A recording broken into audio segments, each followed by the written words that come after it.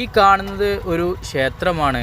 ഞാൻ അതിൻ്റെ മതിലിലേക്കൊക്കെ ഇങ്ങനെ നോക്കിയപ്പോഴാണ് എനിക്ക് എന്തോ ഒരു വ്യത്യസ്തമായിട്ടുള്ള രീതിയിലുള്ള ഒരു ഫീലിങ്സ് വന്നത്. ക്ഷേത്രമാണ് എന്ന് പറയുമ്പോൾ ക്ഷേത്രത്തിൻ്റെ കാര്യങ്ങളൊന്നും തന്നെ നമുക്ക് പുറമേ നിന്ന് കാണാൻ സാധിക്കുന്നില്ല. പക്ഷെ പഴമയിലുള്ള ഒരു ക്ഷേത്രം, എത്രയോ കാലപ്പഴക്കമുണ്ട് എന്ന് നമുക്ക് തോന്നിപ്പോകും.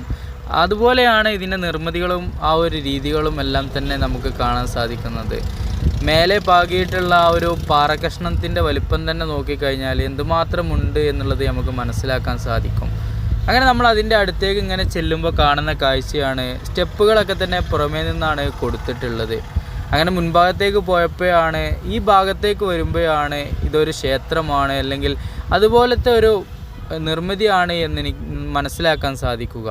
നമ്മൾ ഫുഡ് കഴിച്ചുകൊണ്ടിരിക്കുമ്പോഴാണ് ആ ഒരു ബാക്ക് ഭാഗം നമ്മുടെ ശ്രദ്ധയിൽപ്പെട്ടത്. കരിങ്കല്ലിൽ തീർത്ത വ്യത്യസ്തമായിട്ടുള്ളൊരു നിർമ്മിതി എന്നുള്ള രീതിയിലാണ് ഞാൻ ഇതിനെ ആദ്യം നോക്കിക്കണ്ടത്. പിന്നീടാണ് ഇതിൻ്റെ തൂണുകളിലേക്കും മറ്റുമെല്ലാം നമ്മുടെ കാഴ്ച ചെല്ലുന്നത്. വ്യത്യസ്തമായിട്ടുള്ള നിറങ്ങളിലുള്ള കരിങ്കല്ലുകൾ ഉപയോഗിച്ചിട്ടാണ് ഇത് നിർമ്മിച്ചിട്ടുള്ളത്.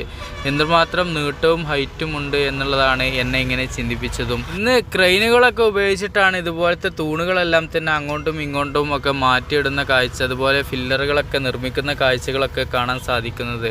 നമ്മളിതിൻ്റെ ഒരു നിർമ്മാണ യൂണിറ്റ് അലഗാഡ എന്ന് പറയുന്ന ആ ഒരു പ്രദേശത്ത് മൊത്തമായിട്ട് നടക്കുന്നത് കണ്ടപ്പോൾ അവിടെ നിന്ന് മനസ്സിലാക്കാൻ സാധിച്ചതാണ്. എത്രയോ കാലപ്പഴക്കമുള്ള ഈ ഒരു കെട്ടിടം എങ്ങനെ നിർമ്മിച്ചു ഇത്രയും വലിയ കരിങ്കല്ലുകൾ കൊണ്ട് എന്നാണ് ഞാനിങ്ങനെ നോക്കിക്കണ്ടത്. ചുറ്റുപാടും ഇതുപോലെ ഒഴിഞ്ഞു കിടക്കുന്ന സ്ഥലമാണ്. ആ കാണുന്ന റോട്ടിലൂടെയാണ് നമ്മൾ പോകാനായിട്ടുള്ളത്. ഒരു വിശ്രമ കേന്ദ്രമായിട്ടാകാം ഈ ഒരു അമ്പലത്തെ കാണുന്നത്.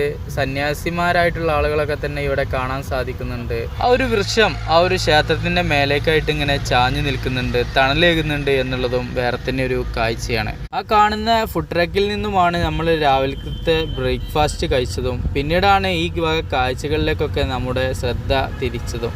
വ്യത്യസ്തമായിട്ടുള്ള നിറങ്ങളിലുള്ള കരിങ്കല്ലാണ് എന്നെ ഇതിലേക്ക് ഇങ്ങനെ ആകർഷിപ്പിച്ചത്. അനന്തപൂർ എന്ന് പറയുന്ന പ്രദേശത്ത് നിന്ന് ധർമ്മവരം എന്ന് പറയുന്ന സ്ഥലത്തേക്കാണ് നമ്മൾ പോയിക്കൊണ്ടിരിക്കുന്നത്.